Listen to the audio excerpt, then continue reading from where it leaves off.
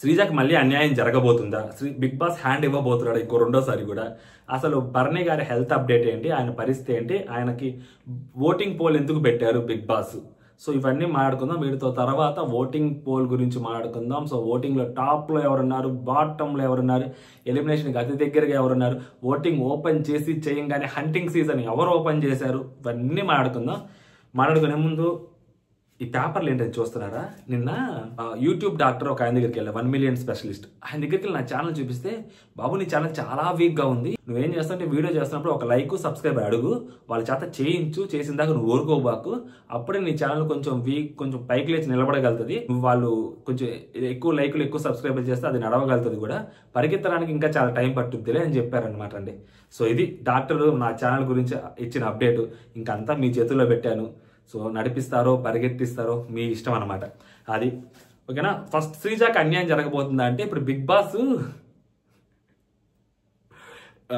Voting poll open చేశారండి. నార్మల్గా జనాల ఆడియన్స్ ఏం పాయింట్ ఆఫ్ వ్యూ ఏంటంటే, అదేంటి శ్రీజాకి అన్ఫేర్ ఎలిమినేషన్ జరిగిందా, బర్నీ గారు త్రూ ఆడియన్స్ ద్వారానే వెళ్ళిపోయారు కదా బయటకి, మరి బర్నీ గారికి రీఎంట్రీ ఏంటి అని చెప్పి తీసుకురావడం ఏంటి, ఈ 2 పాయింట్లు.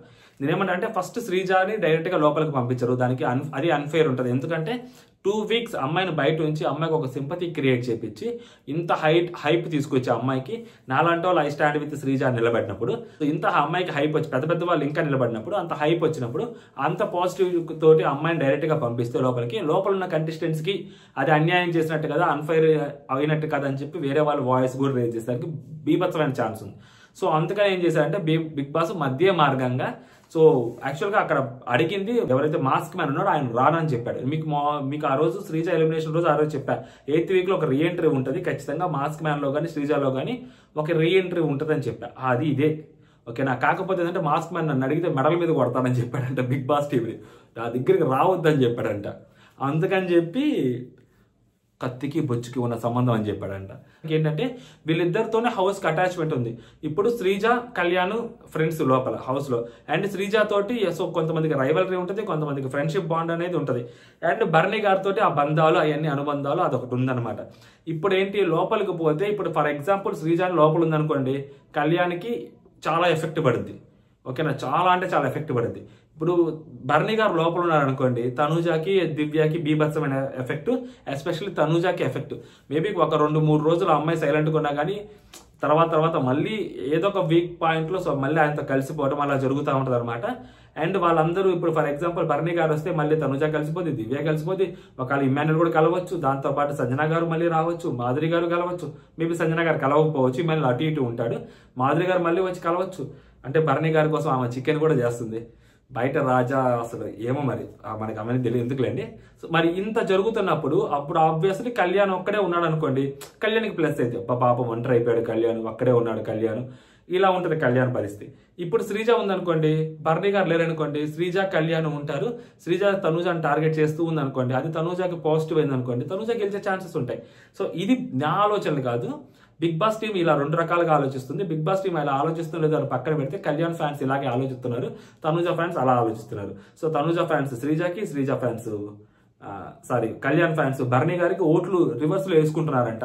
సో అది మెజారిటీ వేస్తున్నారా మైనారిటీ వేస్తున్నారా మనకు తెలియదు కానీ, బట్ చాలా మంది నాతో చెప్పిన మాట ఇదే అనమాట. వాళ్ళ విశ్లేషణ చూస్తుంటే మతి పోయింది నాకు ఇదనమాట. సో అండ్ ఇంకోటి ఏంటంటే, బర్నీ గారు నిన్నటి వరకు హాస్పిటల్లో ఉన్నారు, ఇంకా ఆయన రారు, ఇంజూరీ చాలా పెద్ద ఇంజూరీ జరిగింది, ఆయనకి బయటకు వచ్చేసి అట్నుంచి ఇంటికి వెళ్ళిపోతారు అనుకున్నాం. బట్ లేటెస్ట్ అప్డేట్ ఏంటంటే, నిన్న నైట్ తెలిసిన అప్డేట్ ఏంటంటే, సో బర్నీ గారు మళ్ళీ హౌస్లోకి తిరిగి వచ్చారు. ఇది నేను ఆల్రెడీ నిన్న సాయంత్రం ఒక వీడియోలో చెప్పాను, వాళ్ళ తెలిసిన పర్సన్ ఒకటి నాకు చెప్పాడని. బట్ దాన్ని అంత గట్టిగా నేను నమ్మలేకపోయాను, దాన్ని 50-50గా చెప్పాను. బట్ అదే జరిగింది, బర్నీ గారు హౌస్లోకి ఎంటర్ అయ్యారు, ఆయన మెడికల్ రూమ్ ద్వారా అక్కడ ఉండి తర్వాత మళ్ళీ హౌస్లోనే ఉన్నారంట. సో బర్నీ గారు ఉన్నారు, దట్టు ఈ రోజు వరకు ఆ ఓటింగ్ పోల్ ఉంటుంది కాబట్టి, ఆ ఓటింగ్ పోల్ ఈ రోజుతో క్లోజ్ అయిపోద్ది నైట్ తోటి. మేబీ రేపు మార్నింగ్ డిక్లేర్ చేస్తారా వాళ్ళిద్దరిలో ఒకరు ఉండే సంగతి, లేదా సాటర్డే ఎపిసోడ్ రోజు డిక్లేర్ చేస్తారా వాళ్ళిద్దరితో ఒకటే. ఎందుకంటే ఇంకా టాస్కులతో సంబంధం లేదు కదా. ఇప్పుడు మహా అంటే ఆయన అంత ఇంజూరీ అయ్యి వచ్చిన తర్వాత ఇంకా గేమ్ ఆట కదా. నార్మల్గా ఏంటంటే అలాంటి జోన్ పెట్టరు, బేసిక్గా గేమ్స్ పెట్టి వీళ్ళిద్దరిలో ఒకరు డిసైడ్ చేసుకోమని చెప్తారు, ఎవరు గెలిస్తే వాళ్ళు ఉంటారు. అది fair chance, completely fair chance అది. ఇప్పుడు ఈయన హెల్త్ బాగాలేదు, ఈయన గేమ్ ఆడలేడు. సో ఇప్పుడు ఈయన హెల్త్ బాగాలేక ఈయన టూ మచ్గా గేమ్ ఆడలేనప్పుడు ఇలాంటి ఒక ఫెయిర్ ఛాన్స్ లేకుండా అది ఒక అన్ఫెయిర్ ఛాన్స్ అయితే కదా ఈయనకి కొంచెం స్ట్రాంగ్గా లేనప్పుడు. సో అందుకని చెప్పి బిగ్ బాస్ టీం వాళ్ళు ఆ పోల్ తీసుకొచ్చారు, ఫన్ జోన్లో పెట్టారు ఆ పోల్ని. ఇప్పుడు అది ఒకవేళ శ్రీజాని ఉంచారనుకోండి, బేస్డ్ ఆన్ పోల్ మేము ఉంచామంటారు, మనకేమైనా ఓటింగ్ చూపిస్తారా ఏంది? బర్నీ గారు ఉంచారనుకోండి, బేస్డ్ ఆన్ పోల్ మేము ఉంచామంటారు, మనకేమైనా ఓటింగ్ చూపిస్తారా ఏంది? సో కాబట్టి ఫెయిర్ ఛాన్స్ ఉండాలి కదా, అటైనా ఇటైనా. సో అది మిస్ అయింది కాబట్టి ఇలా ఓటింగ్ ఓపెన్ చేశారనమాట, అది రీజన్. సో ఇంకా మీ ఇష్టం, ఈ రోజు ఎంతమంది బర్నీ గారికి ఓటేసుకుంటారు, ఎంతమంది శ్రీజాకి ఓటేసుకుంటారు మీ ఇష్టం. బట్ 99% కళ్యాణ్ని గెలిపించాలని ఒక బిగ్ బాస్ టీం విన్నర్ని చేయాలని అనుకుంది అనుకోండి, ఎండ్ ఆఫ్ ద డే ఈ అమ్మాయిని ఆ బర్నీ గారిని మోస్ట్లీ ఈ అమ్మాయిని బయటకు పంపించి అమ్మాయి ఏవి చూపించి బయటకు కూడా పంపించచ్చు అమ్మాయిని, ఓకేనా? ఇది ఒకటి ఉంది లాజిక్. ఇది ఎంతవరకు కరెక్ట్ అనేది వరకు చూడాల్సింది వీకెండ్ వరకు. బట్ ఇదైతే కొట్టేస్తా ఉంది నాకు ఎందుకనో. పాపం అమ్మాయికి మళ్ళీ అన్యాయం చేస్తారా బిగ్ బాస్ టీం అని, ఎందుకంటే బయట ఉన్న కళ్యాణ్ ఫ్యాన్స్ అమ్మాయికి అన్యాయం చేస్తున్నారు, రెడీగా ఉన్నారు అమ్మాయికి అన్యాయం చేయడానికి. మరి చూడాలి ఏం జరిగిద్ది అనేది. ఎందుకంటే బర్నీ గారి వైపు ఓట్లు వేస్తే యాజ్ పర్ ద ఓట్స్, లేదు మాకు ఓట్లతో సంబంధం లేదు, ఒక్క మేము అక్కడ ఉందా శ్రీజానే ఉంచాలనుకుంటున్నాం, మీరు ఎంత చేసినా మీకు మీది వృధా ప్రయాస తప్పితే ఏం లేదురా తమ్ముళ్ళు అన్నారనుకో బిగ్ బాస్, అది ఇంకా అరాచకంగా ఉంటుంది, శ్రీజ లోపల వెళ్ళిపోద్ది అనమాట. బర్నీ గారు ఈ వీకెండ్లో బయటకు వెళ్ళిపోవచ్చు. ఇలాంటి ప్రాబబిలిటీస్ ఉన్నాయన్నమాట. అండ్ నెక్స్ట్ ఓటింగ్ అనాలిసిస్లోకి వచ్చేసరికి ఇంకా అరాచకం అండి, ఇంకా లేదు అంతే. అది హంటింగ్ సీజన్ స్టార్ట్ చేసింది తనూజ, మామూలుగా కూడా కాదు, అసలు వేటాడుతుంది, కోత కోస్తుందండి. ఏ పోల్ అని లేదు, ఏ ఓటింగ్ అని లేదు, ఏదైనా లేదు, వన్ సైడ్ గేమ్ ఆడుతుంది ఆ అమ్మాయి. ఆ అమ్మాయిని ఓటింగ్ని తగ్గించాలి అంటే ఆ అమ్మాయిని ఓటు వేయొద్దురా బాబు అన్నా కూడా వేరే వాళ్ళతోటి అమ్మాయి ఈక్వల్ అవ్వచ్చు, కానీ అమ్మాయి డౌన్ అవ్వదు. అంత ఓటింగ్ అమ్మాయి సొంతం అండి అట్ ప్రెసెంట్. అది ఎందుకు ఏంటి అనేది మీరు పక్కన పెడితే కాసేపు ఆ రేంజ్లో పడుతుంది. అండ్ లోపలికి వచ్చిన వాళ్ళు చాలా మంది అమ్మాయి గురించి మాట్లాడారు కదా, అమ్మాయిని ఎక్స్పోజ్ చేశారు కదా, అమ్మాయి గేమ్ గురించి మాట్లాడారు కదా అంటే, సో మనం ఏదైతే చూసామో, నేను ఆ రోజు కూడా చెప్పాను, మొన్న కూడా చెప్పాను ఇదే మాట, మళ్ళీ ఇప్పుడు కూడా ఇదే మాట చెప్తుంటే, బయట నుంచి వచ్చిన వాళ్ళు మనం ఏదైతే చూస్తామో వాళ్ళు అదే చెప్పాలి. ఎందుకంటే వాళ్ళు కూడా ఒక కంటెస్టెంట్ కింద వాళ్ళు కనిపించాలి. బట్ ఓవరాల్గా మనకేమనిపిస్తుంది, అరే మనకు తెలిసిందే కదా వాళ్ళు చెప్పారని. ఇప్పుడు మనకు తెలియకుండా వాళ్ళు వేరే చెప్పారనుకో, అరే ఇది ఈ అమ్మాయికి కావాలని గ్రడ్జ్ పెట్టుకొని చెప్తుందని అనుకుంటాం కంటెస్టెంట్, బయట నుంచి వచ్చిన కంటెస్టెంట్. లేదు వాళ్ళని పాజిటివ్గా పొగిడారనుకో, ఈ భజన చేయడానికి వచ్చారా ఏంద్రా బాబు బయట నుంచి వీళ్ళు అంటాం. సో కాబట్టి మనకి ఏదైతే తెలుసో వాళ్ళు కూడా అదే చెప్పాలి. అది ఎవరికి ప్లస్ అయింది అంటే ఎదుటి వాళ్ళకి ప్లస్ అయింది, ఎవరైతే నామినేట్ చేయించుకుంటారో వాళ్ళకి ప్లస్ అయింది. సో వీళ్ళకి ఏంటంటే మనం అనుకున్న పాయింట్లో వీళ్ళు డెలివరీ చేశారు కదరా అని చెప్పి వీళ్ళ మీద ఒక సాఫ్ట్ కార్నర్ ఏర్పడుతుంది తప్పితే ఆ కంటెస్టెంట్ మీద నెగిటివిటీ ఏర్పడదు, ఓకేనా? ఇది లాజిక్, ఇది బేసిక్. నేను ఆ రోజు ఇదే చెప్పా, మళ్ళీ ఇప్పుడు ఇదే చెప్తున్నాను. సో కాబట్టి తనూజ గురించి ఎంత మాట్లాడినా, కళ్యాణ్ గురించి ఎంత మాట్లాడినా వాళ్ళ ఓటింగ్లో ఇంచు కూడా తగ్గకపోవడానికి కారణం ఏంటంటే ఇదే లాజిక్. తనూజ టాప్లో ఉంది అండ్ కళ్యాణ్ సెకండ్ ప్లేస్లో ఉన్నాడు. కళ్యాణ్ కూడా బీభత్సమైన ఓటింగ్ పడుతుంది. కళ్యాణ్ ఫ్యాన్స్ ఏం కోరుకుంటున్నారు అంటే శ్రీజ రాకపోతే ఇంకొంచెం శ్రీజాకి పడే ఓటింగ్ పర్సెంటేజ్ అయితే ఉందో ఆ ఓటింగ్ పర్సెంటేజ్ కళ్యాణ్కి పడుతుంది కదా. ఎందుకంటే రివ్యూయర్స్ అందరూ పెడతానే ఉన్నారు పోల్స్లో పడినప్పుడు కళ్యాణ్ ఓటింగ్ చాలా వరకు డ్రాప్ అవుతుంది. ఇంతకుముందు ఈక్వల్ ఓటింగ్ ఉండేది, దగ్గర 50 ఉంటే 45, 46 ఉండేది. ఇప్పుడు అది 40 వరకు వచ్చింది. ఎందుకంటే ఆ అమ్మాయి తీసుకెళ్తుంది ఓటింగ్ చాలా వరకు, 14 to 15% అమ్మాయి తీసుకెళ్తుంది. అంటే న్యూట్రల్ ఓట్ బ్యాంక్ అమ్మాయి తీసుకెళ్తుంది, మ్యూచువల్ ఓట్ బ్యాంక్ అమ్మాయి తీసుకెళ్తుంది, అమ్మాయి ఓట్ బ్యాంక్ అమ్మాయి పట్టుకెళ్ళిపోతుంది. 3 రకాల ఓట్ బ్యాంక్ అమ్మాయి పట్టుకెళ్ళిపోతున్నప్పుడు అది కళ్యాణ్కి ఎఫెక్ట్ అయింది కదా. సో కాబట్టి మేబీ కళ్యాణ్ ఫ్యాన్స్ కూడా అలా కోరుకోవడంలో తప్పు లేదు. But end of the day అది బిగ్ బాస్ చేతిలో ఉంటుంది, ఓకేనా? సో కళ్యాణ్ సెకండ్ ప్లేస్లో ఉన్నారు. అండ్ థర్డ్ ప్లేస్లో యాజ్ ఆఫ్ నో సంజన గారు ఉన్నారు. సంజన గారు ఓటింగ్ బీభత్సంగా పడుతుంది. చాలా మంది సంజన గారి గురించి అడుగుతారు, ఏదైనా పెట్టు ఆమె తమ్ముళ్ళు అని. ఏంటి ఆమె తమ్ముళ్ళు పెట్టాలి? ఇప్పుడు హైలో ఉన్న వాళ్ళ గురించి పెట్టచ్చు, లేదా లోలో ఉన్న వారి గురించి పెట్టచ్చు. ఆమె ఉంటున్నారు అంతే హౌస్లో, అది ఆమెకు కూడా తెలుసు. ఆమె టూ మచ్ గేమ్ ఆడి చాలా రోజులు అయిపోయింది, నెక్స్ట్ లెవెల్ గేమ్ ఆడ చాలా రోజులు అయిపోయింది. ఆమె సెంట్రిక్గా గేమ్ తిరగడం చాలా రోజులు అయిపోయింది. సో అలాంటి గేమ్ ఆమె ఆడగలిగితే మాత్రం సంజన గారు నెక్స్ట్ లెవెల్ ఉంటారు. యాజ్ ఆఫ్ నో ఇమాన్యుయల్ ఓటింగ్తో కలిపి సంజన గారు థర్డ్ ప్లేస్లోకి వచ్చారు. అండ్ ఫోర్త్ ప్లేస్లోకి వచ్చేసరికి డెమోన్ పవన్. ఈ రోజు ఎపిసోడ్ తర్వాత నైట్కి డెమోన్ కోత కనిపిస్తుంది అండి. ఎందుకంటే బర్నీ గారిని హోల్డ్ చేస్తూ, నిఖిల్ని హోల్డ్ చేస్తూ పట్టుకున్నాడండి. అది ఆ రీల్ చూస్తే మతి పోయింది, అసలు మైండ్ బ్లాక్. అసలు అది ఏంటి, అసలు అంత శక్తి ఉందా డెమోన్లో? ఒక ఇద్దరు నాపగలిగే అంత, దట్టు నిఖిల్ లాంటి ఒక పర్సన్ని, బర్నీ గారు లాంటి ఒక పర్సన్ని ఒక పిల్లోడు ఆపేశాడంటే అందులో అప్పుడు నిఖిల్ దానికంటే ముందు చెప్తారు డెమోన్లో అంత లేదు, డెమోన్ కొంచెం సాఫ్ట్గానే ఉంటాడు. అలాంటి ఒక పర్సన్ మామూలు విషయం కాదండి. అసలు టాస్క్లు అంటే అబ్బాయిలోడు ప్రాణం పెట్టేస్తారు. దాని తర్వాత అసలు చాలా కామ్గా, మరీ టూ మచ్గా ఎలివేషన్లు ఇచ్చుకోకుండా చాలా మేబీ ఒక నార్మల్గా మాట్లాడతానేమో కానీ దాని గురించి మరీ నేను తోపు నేను తురుము అన్న రేంజ్లో మాట్లాడు. ఎందుకంటే ఆ పొగరు తలకెక్కదు. సో అందుకని చెప్పి ఆ అబ్బాయికి కూడా మేబీ ఆ ఓటింగ్ పడదేమో. అంటే మన గెలుపుని మనమే అక్నాలెడ్జ్ చేసుకోవాలి, మనల్ని మనం హైలైట్ చేసుకోవాలి, సెల్ఫ్ ఎలివేషన్లు ఇచ్చుకోవాలి. కాబట్టి అలా ఇచ్చుకుంటే ఫ్యాన్ పేజెస్ కూడా లేపుకుంటాయి. కాబట్టి అలాంటి ఎలివేషన్లు బేసిక్గా కంటెస్టెంట్స్ ఇచ్చుకుంటారు. ఎప్పుడు ఎక్కడ ఏ ఎలివేషన్ ఇచ్చుకోవాలో కంటెస్టెంట్స్కి తెలియాలి. సో మేబీ అది డెమోన్కి తెలియకపోవడం అనేది డెమోలో ఉన్న బిగ్గెస్ట్ మైనస్ మా అబ్బాయిది. ఆ అబ్బాయి దాన్ని చాలా కామ్గా సెలబ్రేట్ చేసుకుంటున్నాడు. సో మరి మనం ఏం చేస్తాం దానికి. సో ఒక అబ్బాయి 4th ప్లేస్లో ఉన్నాడు. నెక్స్ట్ రితు చౌదరి. సో ఈ అమ్మాయి కూడా పర్లేదు, ఓటింగ్ పడుతూనే ఉంది. మొన్న ఈ అమ్మాయి కోసం ఈ అమ్మాయి స్టాండ్ తీసుకోవడం ఏదైతుందో అది మంచి స్టాండే తీసుకుంది కాబట్టి సో ఆ అమ్మాయికి ఓటింగ్ పడుతూ ఉంది. కాకపోతే వీళ్ళిద్దరిది నస భరించలేకపోతున్నాము. చాలా అంటే చాలా నస. ఇద్దరు కొంచెం దూరంగా ఉంటే చాలు. డెమోన్ పవన్కి ఇది క్రూషియల్ టైం పక్కకి వెళ్ళిపోవడానికి.